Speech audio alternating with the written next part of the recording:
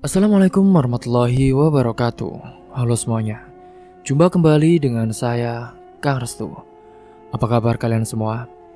Semoga kalian selalu sehat, baik, dan tentunya dimudahkan segala urusannya oleh Tuhan Yang Maha Esa. Amin, amin, ya rabbal alamin.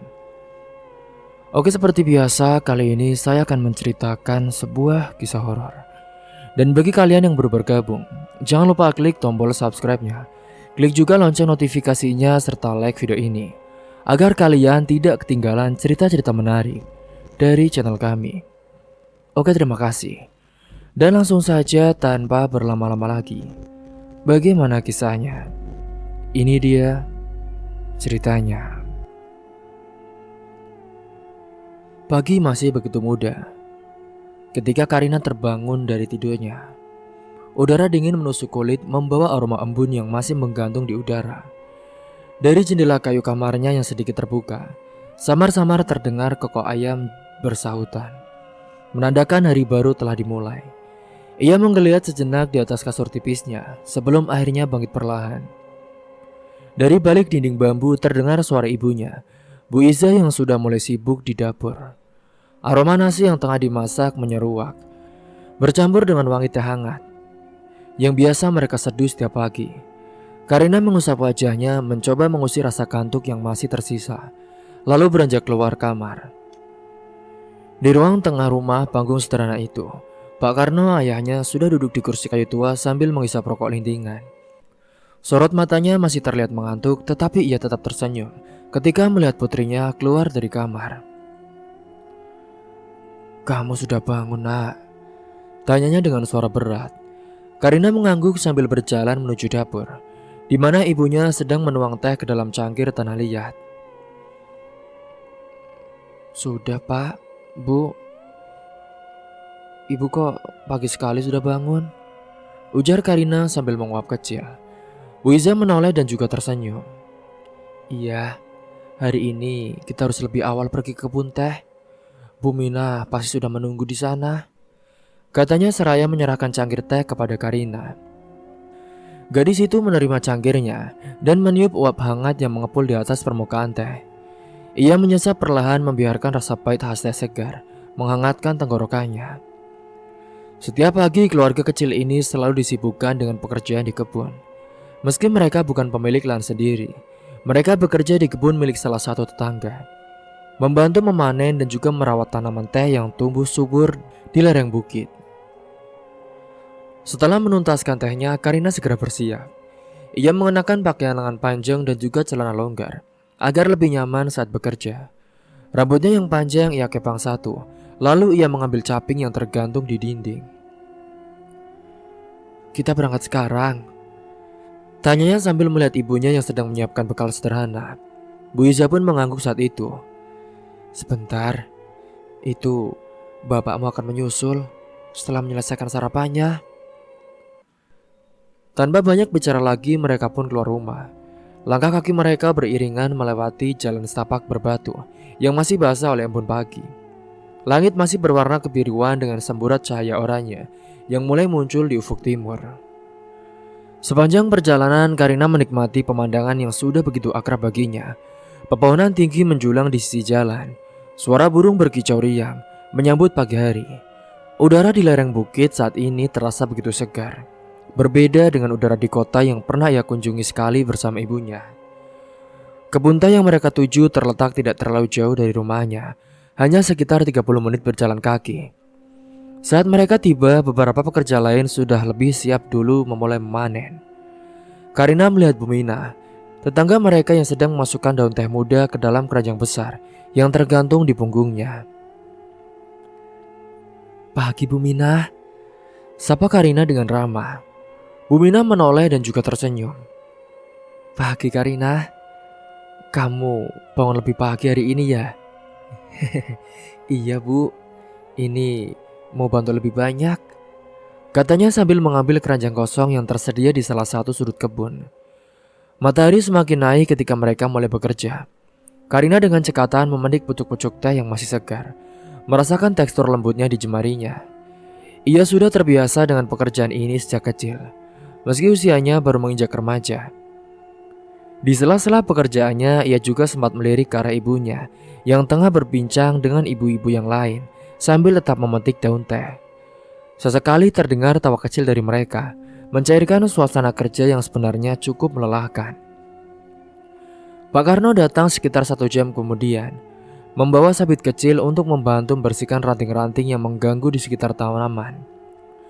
Wajahnya yang penuh garis-garis, usianya tetap terlihat bersemangat. Meski ia harus bekerja di bawah sinar matahari yang mulai terasa hangat. "Duk, kamu tidak lelah?" Tanya Pak Karno ketika ia berdiri di samping putrinya. Karina menggeleng sambil tersenyum. "Enggak, Pak. Aku suka bekerja di sini. Rasanya menyenangkan bisa membantu." Pak Karno pun tersenyum bangga saat itu.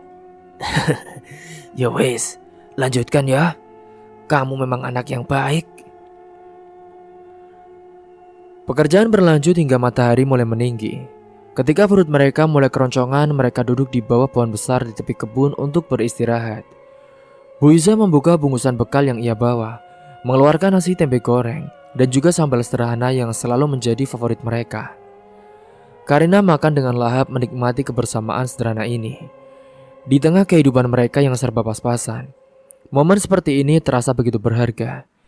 Ia tahu bahwa hidup mereka tidak selalu mudah, tetapi kebersamaan dengan keluarga dan juga orang-orang di sekitarnya membuat segalanya terasa lebih ringan. Setelah beristirahat, mereka kembali bekerja hingga menjelang sore. Karina merasa lelah tetapi ada kepuasan tersendiri setiap kali melihat keranjang mereka penuh dengan hasil panen. Ia tahu bahwa daun-daun teh ini nantinya akan diolah dan juga dijual, menjadi bagian dari mata pencarian banyak orang di desa mereka. Singkatnya, ketika matahari mulai condong ke barat, mereka pun memutuskan untuk pulang. Langit berubah menjadi jingga keemasan, memberikan pemandangan indah yang selalu membuat Karina terpesona. Di perjalanan pulang, ia menggandeng tangan ibunya, merasa hangat meski udara kembali mulai dingin. Hingga sampainya di rumah, mereka membersihkan diri dan bersiap untuk makan malam. Malam di lereng bukit selalu datang lebih cepat, membawa ketenangan yang berbeda dari hiruk-pikuk kota. Setelah makan, Karina pun duduk di depan rumah, menatap langit yang mulai dipenuhi bintang. Ia tersenyum kecil. Hari ini mungkin hanyalah hari biasa, tetapi bagi Karina setiap hari yang ia jalani di desa ini selalu penuh makna. Malam di lereng bukit terasa lebih sunyi dibandingkan siang hari. Cahaya bulan menggantung rendah di langit, membentuk bayangan samar dari pepohonan yang berbaris di sepanjang jalan setapak. Angin yang bertiup lembut membawa aroma tanah basah dan juga daun teh yang baru dipetik. Suara jangkrik bersautan berpadu dengan desir dedaunan yang bergoyang diterpa angin. Karina duduk di depan rumah panggungnya, menikmati sangkir teh hangat sambil menatap hamparan bintang yang bertaburan di langit saat itu. Malam ini seperti ini selalu menjadi waktu favoritnya untuk merenung. Setelah seharian bekerja di kebun, duduk santai di beranda memberikan ketenangan tersendiri. Ia menggenggam cangkirnya erat, membiarkan hangatnya meresap ke telapak tangannya yang masih terasa sedikit kaku setelah bekerja memetik teh sejak pagi. Dalam diam, pikirannya melayang ke berbagai hal, tentang keluarganya, tentang masa depan, dan juga tentang kehidupan sederhana yang ia jalani di desa ini. Tak lama kemudian, langkah kaki terdengar dari arah jalan setapak. Karina menoleh dan melihat sosok yang sudah tak asing lagi baginya. Dia adalah Ujang. Pemuda seumuran dengannya muncul dari balik bayangan pepohonan. Cahaya bulan memperlihatkan wajahnya yang berteduh dan juga penuh ketenangan seperti biasa. Ujang berjalan mendekat, tangannya dimasukkan ke dalam saku celana lusuhnya. Ia mengenakan kaos tipis dan juga sarungan yang dilipat hingga lutut, tampak santai seperti biasanya. "Karina, udah pulang dari kebun?" tanyanya pelan saat sampai di depan rumah. "Iya udah, Jang. Tadi sore. Capek juga ya, Jang. Tapi gak apa-apa lah. Kamu sendiri baru dari mana?" "Ini cuma jalan-jalan aja, Kar. Lihat-lihat kebun sebentar." Karina pun tertawa kecil saat itu. "Kamu ini aneh, Jang. Masa sih lihat kebun terus? Emangnya kamu gak bosen tiap malam selalu kesini? Ujang pun ikut tersenyum tipis. Meskipun ada sesuatu dalam sorot matanya yang tak bisa Karina baca sepenuhnya. Ya enggak lah. Lagian siapa lagi yang mau nemenin aku ngobrol? Masa aku bosen ketemu sama kamu? Sejak kecil Karina dan Ujang memang selalu bersama. Mereka tumbuh di desa yang sama melalui banyak hal bersama-sama. Berlari di antara pepohonan teh, bermain lumpur di sungai kecil hingga bersembunyi dari ibu mereka saat dimarahi karena terlalu lama bermain. Namun seiring bertambahnya usia, ada sesuatu yang perlahan berubah dalam diri Ujang. Ia masih tetap Ujang yang pendiam dan juga tak banyak bicara. Tapi ada cara tertentu dalam dirinya dalam memperhatikan Karina. Cara yang mungkin hanya bisa dirasakan tapi tak pernah diucapkan. Karina sendiri tidak pernah berpikir terlalu jauh. Baginya Ujang tetaplah sahabatnya, seseorang yang selalu ada untuknya dalam suka maupun duka. Ia nyaman bersamanya, tanpa pernah berpikir bahwa mungkin ada perasaan lain yang tumbuh di hati pemuda itu. Hingga setelah mereka mengobrol kesana kemari, obrolan mereka pun malam itu mengalir seperti biasa, membahas hal-hal sederhana. Sesekali Karina tertawa kecil membuat Ujang tersenyum, meskipun ia lebih banyak mendengarkan. Hingga setelah beberapa saat, Ujang bangkit dari duduknya. Aku pulang dulu ya, Kar. Iya, udah malam juga. Kamu hati-hati ya di jalan, ujar Karina sambil tersenyum. Ujang mengangguk lalu melangkah pergi. Karina menatap punggungnya yang perlahan menghilang di kegelapan. Ia tidak tahu bahwa malam itu sesuatu akan terjadi pada Ujang. Di jalan setapak yang mengarah ke rumahnya, Ujang melangkah santai, menikmati kesejukan malam. Namun tak lama kemudian, langkahnya melambat saat melihat 3 sosok berdiri di tengah jalan yang sedang menunggunya. Di antara mereka ada Feby, pemuda kaya anak juragan teh yang dikenal sebagai seorang berandalan di desa. 2 orang di sampingnya adalah anak buahnya yang selalu mengikuti kemanapun Feby pergi. Ujang sudah bisa menebak apa yang akan terjadi. Ia pun berhenti beberapa langkah di depan mereka, menatap Feby dengan tatapan tenang. Ujang, jalanmu santai banget sih. Kamu pasti dari rumahnya Karina ya? Ujar Feby, suaranya terdengar santai, tapi syarat dengan nada mengejek. Ujang tidak menjawab, hanya menatapnya tanpa ekspresi. Feby pun tertawa kecil melipat tangannya di dada. Kamu ini masih gak ngerti juga ya. Karina itu bukan buat kamu, Jang. Dia tuh pantanya sama orang kayak aku. Ujang tetap diam, meskipun dalam hatinya ada sesuatu yang bergemuruh. Ia tahu betul bagaimana perasaan Feby terhadap Karina. Ia juga tahu bahwa Karina tidak menyukai Feby, bukan karena hartanya tapi karena sikapnya yang sombong dan juga suka memaksa. Tapi kan, emangnya apa maumu sih, Feb? Tanya Ujang akhirnya. Suaranya tetap tenang. Feby tersenyum miring. Iya, aku cuma mau kasih peringatan buat kamu ya. Kamu jangan terlalu dekat sama Karina. Dia itu nantinya bakal jadi milikku. Ujang mengepalkan tangannya di dalam saku celananya. Ia ingin menjawab, ingin mengatakan bahwa Karina bukan milik siapapun, bahwa Karina bebas memilih jalannya sendiri. Tapi ia tahu, kata-kata tidak akan ada gunanya dengan orang seperti Feby. Feby pun mendekat, menepuk bahu Ujang dengan keras. Jadi lo ngerti kan maksudku? Lalu Ujang menatapnya tajam. Dan tanpa banyak bicara, ia melangkah pergi. Ia tahu melawan Feby malam ini tidak akan menyelesaikan apapun. Tapi di dalam hatinya ia berjanji, ia tidak akan pernah membiarkan Feby mendekati Karina.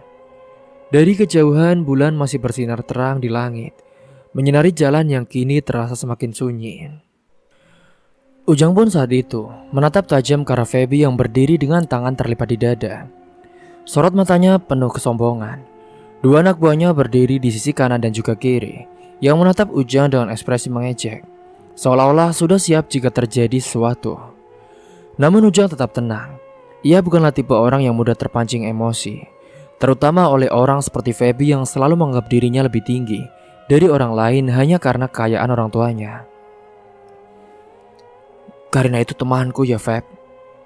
Kamu gak berhak melarang siapapun buat dekat dengannya, kata Ujang akhirnya dengan suaranya datar tapi tegas.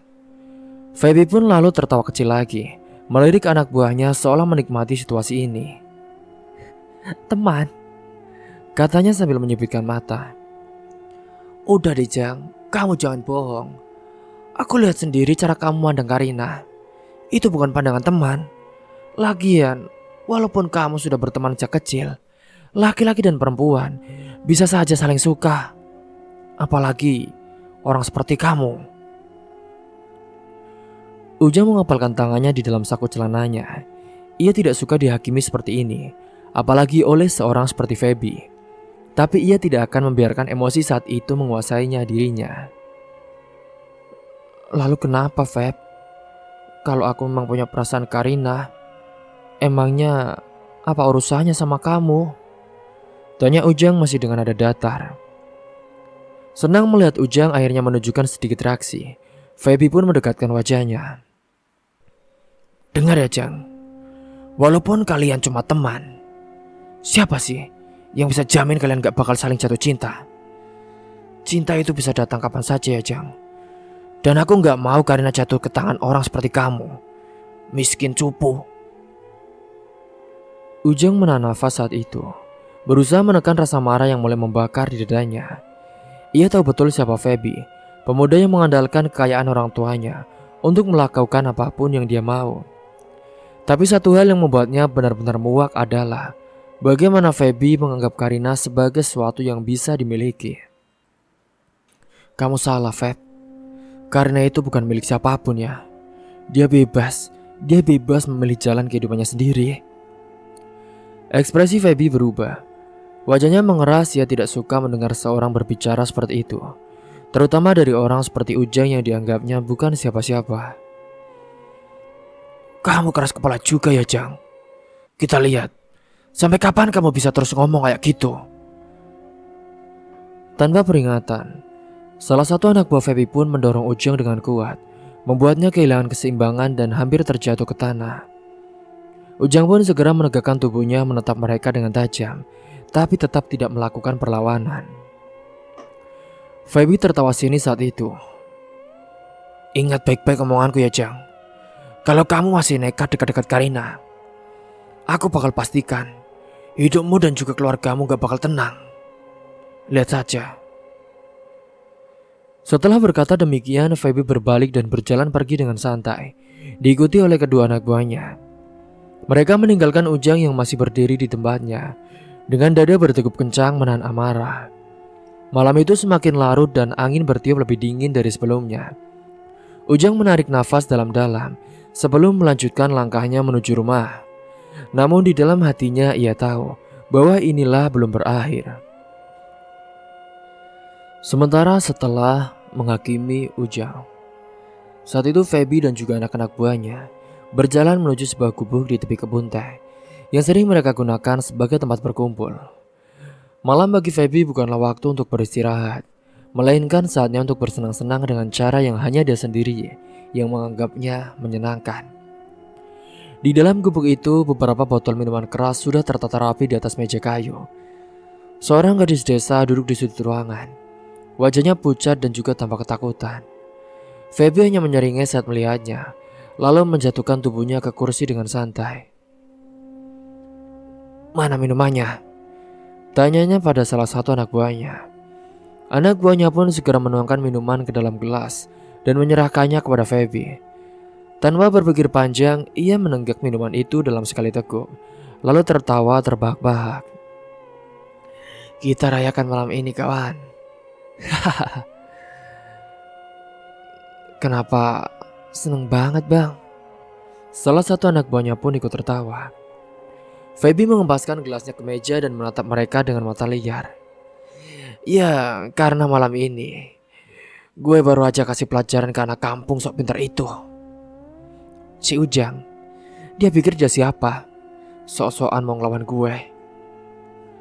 Mereka kembali tertawa sementara Feby menuangkan lagi minumannya. Namun kesenangan mereka tidak berhenti sampai di situ. Tak lama kemudian Feby bangkit dan berjalan keluar gubuk dengan langkah sempoyongan. Ia ingin mencari sesuatu untuk lebih mengisi malamnya, sesuatu yang bisa memberinya kepuasan. Di kejauhan ia melihat seorang lelaki tua, salah satu pekerja di kebun teh orang tuanya, sedang berjalan pulang. Itu adalah Pak Ranto. Lelaki berusia sekitar 50 tahun itu membawa sebuah karung kecil berisi sisa-sisa teh yang mungkin ia kumpulkan untuk dibawa pulang. Feby yang melihatnya pun dengan senyum jahat muncul di wajahnya. Ia berjalan mendekat diikuti oleh kedua anak buahnya. "Pak Ranto," sapanya dengan nada yang dibuat ramah. Pak Ranto menghentikan langkahnya dan menoleh. Matanya melebar saat melihat siapa yang menyapanya. Iya Den, ada apa?" tanyanya dengan suara hati-hati. Feby menyeringai dan melingkarkan tangannya di bahu Pak Ranto. "Pak, Bapak gak mau kasih buat temenin malam ini, Pak." Pak Ranto menelan ludah. Ia tahu maksud Feby. Pemuda itu sering meminta rokok, uang atau apapun dari para pekerja kebun. Jika mereka menolak, maka kekerasan seringkali menjadi jawabannya. "Tapi saya nggak bawa apa-apa, Feb. Cuma bawa ini buat keluarga di rumah," jawab Pak Ranto dengan pelan. Feby mendejakkan lidah lalu menepuk-tepuk pipi Pak Ranto dengan keras. "Yakin gak ada, Pak? Coba cari lagi yang benar." Pak Ranto menggeleng dan wajahnya tegang. Wajah Feby berubah dalam sekejap. Tanpa peringatan, ia pun melayangkan pukulan ke perut Pak Ranto, membuat lelaki tua itu terhuyung dan jatuh ke tanah. "Bodoh, gue cuma minta sedikit ya, tapi lo pelit," teriaknya dengan marah. Pak Ranto meringkuk menahan sakit di perutnya. Anak buah Feby hanya tertawa melihat kejadian itu, seolah itu hanyalah hiburan bagi mereka. Feby meludah ke tanah dan berjongkok di depan Pak Ranto. "Dengar ya, lain kali kalau gue minta sesuatu, kasih, atau gue bakal kasih lebih dari sekedar pukulan." Setelah berkata demikian, ia berdiri dan meninggalkan Pak Ranto yang masih kesakitan di tanah. Anak buahnya menyusul tertawa dan juga berbicara, seolah tak ada yang terjadi. Bagi Feby, malam ini masih panjang. Ia masih bisa melakukan banyak hal untuk memuaskan dirinya sendiri. Dan yang pasti, ia tidak akan berhenti sampai mendapatkan apa yang ia inginkan, termasuk Karina.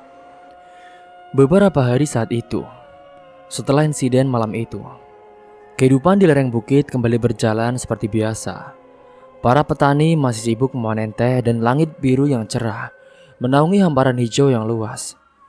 Karina dan juga kedua orang tuanya seperti hari-hari sebelumnya berangkat pagi-pagi ke kebun teh untuk bekerja. Namun hari itu Karina memutuskan untuk pulang lebih dulu. Tubuhnya terasa lelah lebih dari biasanya dan ia ingin beristirahat sebentar sebelum membantu ibunya menyiapkan makan malam. Langkahnya ringan menyusuri jalan setapak yang biasa ia lalui. Matahari belum sepenuhnya tenggelam, sinarnya masih menyapu permukaan tanah, meninggalkan warna keemasan di antara pepohonan. Udara sejuk khas pegunungan berhembus lembut, mengayunkan dedaunan teh yang berbaris rapi di lereng bukit. Saat melewati sebuah warung kecil yang terletak di pinggir jalan, Karina mendengar suara yang sudah tidak asing lagi. "Karina? Karina!" Ia menghentikan langkahnya dan menoleh. Di sana berdiri seorang pemuda dengan senyum santai di wajahnya. Dia adalah Feby. Karina pun menghela nafas pelan. Ia tidak terlalu menyukai pemuda itu, tapi ia juga tidak ingin bersikap kasar. Lagi pula mereka ada di tempat terbuka dan warung itu sering dilewati oleh banyak orang. Feby berjalan mendekat dengan tangan di saku celananya. Posturnya seperti biasa, santai dan juga penuh percaya diri. "Mau kemana kamu buru-buru? Duduk dulu di sini, ngobrol sebentar. Sini," katanya sambil menunjuk bangku kayu panjang di samping warung. Karina ragu sejenak, tetapi karena ia tidak ingin menimbulkan masalah, ia pun akhirnya menurut. Ia duduk di ujung bangku menjaga jarak, sementara Feby duduk di sebelahnya. Dari tempat mereka duduk, pemandangan bukit dan juga kebun teh terbentang indah dengan cahaya matahari sore yang semakin redup. "Jarang-jarang lo kita ngobrol begini," kata Feby. menoleh ke Karina dengan senyum miring. Karina hanya tersenyum tipis. Iya, aku biasanya langsung pulang kalau dari kebun. Karina, kamu itu terlalu rajin. Lagian, kamu harus santai menikmati hidup. Toh nanti juga aku juga bakal jadi suamimu. Ucapnya saat itu dengan bergurau. Iya, aku juga sudah menikmatinya. Obrolan mereka berlanjut meskipun Karina lebih banyak mendengarkan daripada berbicara.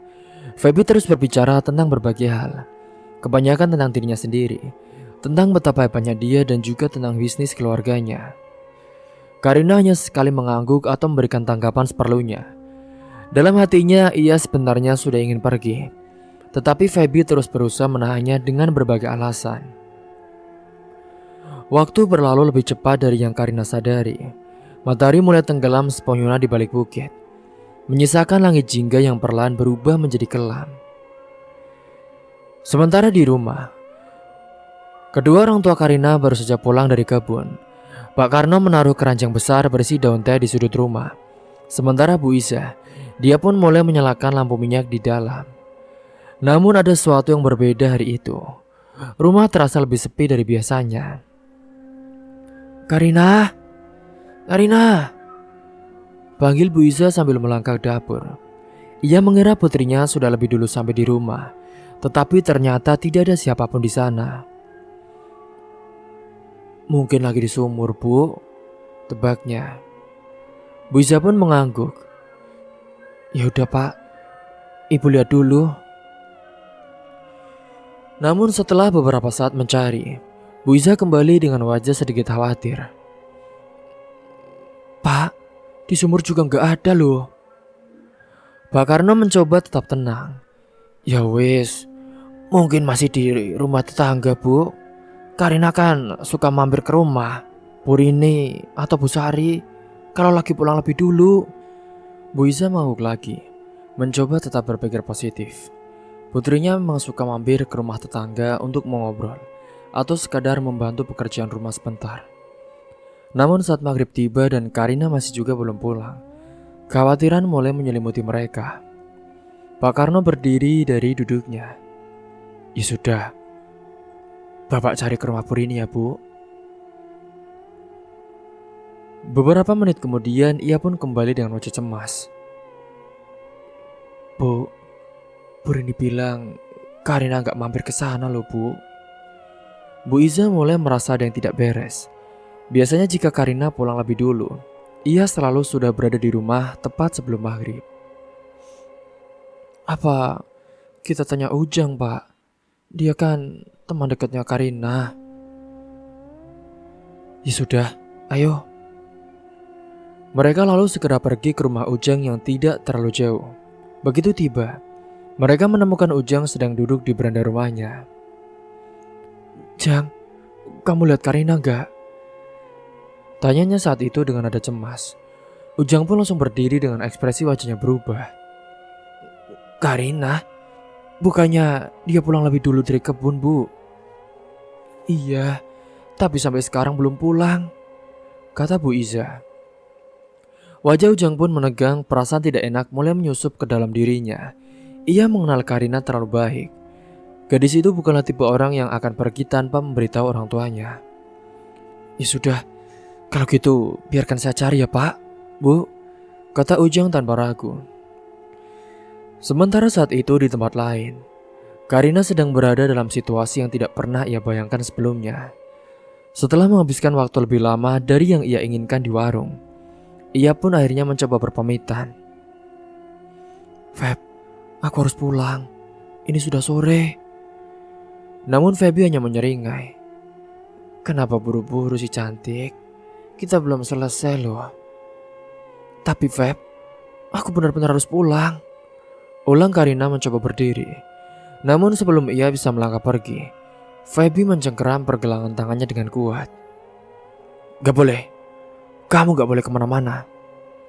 Karena malam ini aku punya sesuatu yang lebih seru buat kamu, katanya dengan suara rendah. Karina menelan ludah, Tubuhnya menegang. Apa maksudmu, Feb? Feby menariknya lebih dekat. Aku mau kita senang-senang malam ini. Kamu gak usah khawatir ya Karina. Cuma nemenin minum. Sama kamu layani aku. Gampang kan? Karina mencoba menarik tangannya, tetapi Feby lebih kuat. Aku gak mau ya Feb. Lepaskan aku. Lepaskan. Namun Feby tetap tidak peduli. Dengan isyarat, dua anak-anak buahnya pun yang sudah menunggu di dekat sana langsung mendekat, menghalangi Karina. Karina pun langsung merasakan ketakutan mulai menjalar di tubuhnya. Ia mencoba melawan tetapi jumlah mereka lebih banyak. Ia pun didorong masuk ke dalam sebuah ruangan kecil di belakang warung, tempat Feby dan juga teman-temannya biasa mabuk-mabukan. Di dalam bau alkohol langsung menyengat hidungnya. Beberapa botol minuman keras sudah tertata di atas meja, dan beberapa lelaki lain duduk di sana, tertawa sambil bercanda kasar. Feby mendorong Karina hingga ia terduduk di lantai. Kamu diam ya. Kamu di sini malam ini. Gak ada yang bisa nolongin kamu sekarang. Karina pun menatap sekeliling dengan nafas memburu. Ia tahu ia harus menemukan cara untuk keluar dari sini sebelum semuanya menjadi lebih buruk. Malam itu, langit di atas lereng bukit gelap pekat. Tak ada bintang, hanya awan tebal yang menggantung rendah, seolah menyimpan sesuatu yang menakutkan. Angin berembus kencang membawa dingin yang menusuk kulit. Di dalam sebuah gubuk kecil yang digunakan Feby dan juga kawan-kawannya untuk bersenang-senang, suasana penuh dengan suara tawa dan juga canda kasar.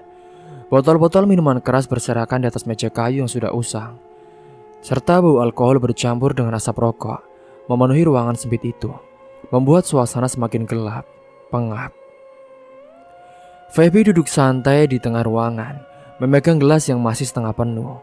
Wajahnya memerah karena pengaruh minuman keras, tetapi tatapan matanya tetap liar, penuh dengan ambisi yang gelap. Di sekitarnya ada anak buahnya yang juga tertawa-tawa, menikmati malam mereka dengan kebebasan yang tidak terbatas oleh aturan atau rasa bersalah. Sementara di sudut ruangan itu, Karina duduk dengan mata yang sudah mulai redup. Kepalanya terasa berat, pikirannya kacau. Tubuhnya limbung, tidak bisa mengendalikan diri sepenuhnya. Ia tidak tahu berapa banyak cairan pahit itu telah dipaksakan masuk ke dalam tubuhnya. Tetapi yang pasti, ia sudah tidak bisa lagi berpikir dengan jernih.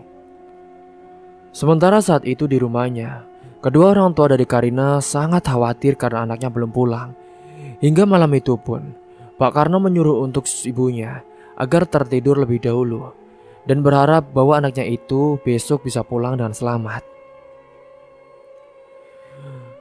Kembali ke tempat warung itu di pinggiran lereng, Feby mendekatinya menyeringai puas melihat kondisi dari Karina. Kamu lihat Karina, kita gak perlu ribut-ribut soal ini toh. Nanti kamu bakal juga jadi istriku. Karina hanya bisa menatapnya dengan mata yang sayu. Ia ingin melawan, ingin berteriak, tetapi suaranya seolah tertahan di tenggorokan. Ia sudah tidak mampu berkata apa-apa lagi, karena ia sudah dipaksa minum itu. Mulai malam ini, kamu harus melayani aku ya Karina. Supaya nanti, kalau kamu hamil kita bisa menikah langsung. Dan pas kita menikah, kamu udah terbiasa. Hahaha. Tawa-tawa kasar saat itu terdengar dari dua anak buahnya. Mereka menikmati pemandangan ini, melihat bagaimana Karina, gadis yang selama ini mereka tahu sebagai sosok yang kuat dan mandiri, kini tampak begitu lemah dan juga tak berdaya saat dia dipaksa oleh Feby. Sementara di luar langit mulai menggelegar, suara gemuruh petir menyambar di kejauhan, menggetarkan udara sejenak. Angin semakin kencang menggoyangkan pepohonan yang berdiri di sepanjang lereng bukit. Namun mereka yang berada di dalam gubuk itu tidak peduli. Mereka terlalu sibuk dengan kesenangan haram mereka, tertawa dan juga bercanda, seolah dunia hanya milik mereka. Karena yang sudah tak berdaya hanya menatap ke langit-langit, pandangannya mulai berputar-putar. Ia merasa dirinya semakin tenggelam dalam kehampaan. Tubuhnya pun terasa semakin berat. Lalu tanpa peringatan, bumi tiba-tiba mulai bergetar. Awalnya hanya getaran kecil seperti ada sesuatu yang bergerak di bawah tanah. Botol-botol di meja bergetar, beberapa di antaranya jatuh ke lantai dan juga pecah. Feby mengerutkan kening. Apa ini? Ada apa ini? Belum sempat ada yang menjawab, getaran itu pun semakin kuat. Lantai gubuk mulai bergetar, debu dan serpihan kayu jatuh dari atap. Salah satu anak buah Feby pun bangkit, matanya melebar. Bang, ini gempa bang. Kayaknya ini longsor bang. Namun sebelum Feby bisa mengatakan sesuatu, terdengar suara gemuruh yang begitu dahsyat dari luar. Suara seperti ribuan batu yang dihantam sekaligus. Suara yang begitu besar dan juga menakutkan. Mereka semua serempak menoleh ke arah pintu. Dan saat itulah mereka melihatnya. Gelombang besar tanah dan juga bebatuan meluncur dari atas bukit, menghancurkan apapun yang ada di jalurnya. Longsor, astaga. Salah satu anak buah Feby pun menjerit ketakutan. Mereka semua berhamburan mencoba melarikan diri, namun semuanya sudah terlambat. Dinding gubuk roboh seketika. Tanah dan batu meluncur deras menerjang mereka. Karina yang masih dalam keadaan setengah sadar hanya bisa melihat semuanya dalam gerakan lambat. Tubuhnya terhempas ke belakang, lalu semuanya sudah menjadi gelap. Malam itu terjadi bencana longsor yang menimpa mereka saat Feby dan juga teman-temannya melakukan perbuatan terkeji. Singkat cerita, pada keesokan harinya, desa itu pun geger. Warga yang terbangun mendengar suara gemuruh dahsyat semalam langsung berbondong-bondong menuju lereng bukit untuk melihat apa yang terjadi. Pemandangan yang mereka temui membuat nafas mereka tercekat. Sebagian besar bukit telah longsor, menimbun sebagian tanah di bawahnya. Puing-puing gubuk yang semalam berdiri di sana kiri sudah tidak berbentuk lagi, yang terkubur di bawah lapisan lumpur dan juga batu. Pak Karno dan juga Bu Iza berada di antara kerumunan. Sejak semalam mereka tidak tidur, cemas menunggu kabar tentang Karina. Sementara Ujang yang semalam tidak berhenti mencari Karina, ia pun ikut berada di sana. Wajahnya penuh dengan kecemasan, jantungnya berdegup kencang saat ia melihat timbunan tanah yang telah meratakan sebagian lereng bukit. Kemudian salah satu warga berteriak, "Innalillahi, ada mayat!" Orang-orang segera bergerak mendekat. Beberapa warga dengan cepat mulai menggali, menggunakan tangan dan juga alat seadanya untuk mengangkat puing-puing dan juga tanah yang menimbun korban. Satu persatu tubuh mulai ditemukan. Innalillahi, ini Feby. Saat itu Feby dan juga anak buahnya, ketiganya sudah ditemukan. Mereka semua ditemukan dalam keadaan mengenaskan. Tubuh mereka tertimpa runtuhan dan juga lumpur yang menutupi sebagian wajah mereka. Sementara Feby yang semalam telah melakukan perbuatan keji kepada Karina, saat itu dia ditemukan dalam keadaan telanjang. Namun yang membuat semua orang-orang benar-benar terdiam adalah saat mereka menemukan sosok lain yang terbaring di antara mereka, yaitu Karina. Karina yang juga ditemukan dalam keadaan telanjang. Pak Karno dan Bu Ija yang berdiri tidak jauh dari sana langsung berlari mendekat. Karina, jerit Bu Iza, suaranya penuh kepanikan. Ia pun berusaha menerobos kerumunan, tetapi Ujang lebih dulu sampai. Ia langsung meraih tubuh Karina yang tertutup lumpur, mengguncangnya dengan penuh harapan. Karina, bangun Karina, bangun. Matanya penuh dengan air mata. Namun saat itu, tubuh Karina sudah tidak bergerak, atau artinya dia sudah meninggal dunia. Bu Iza yang melihat putrinya dalam kondisi seperti itu pun langsung menjerit histeris. Dia pun langsung pingsan di tempat.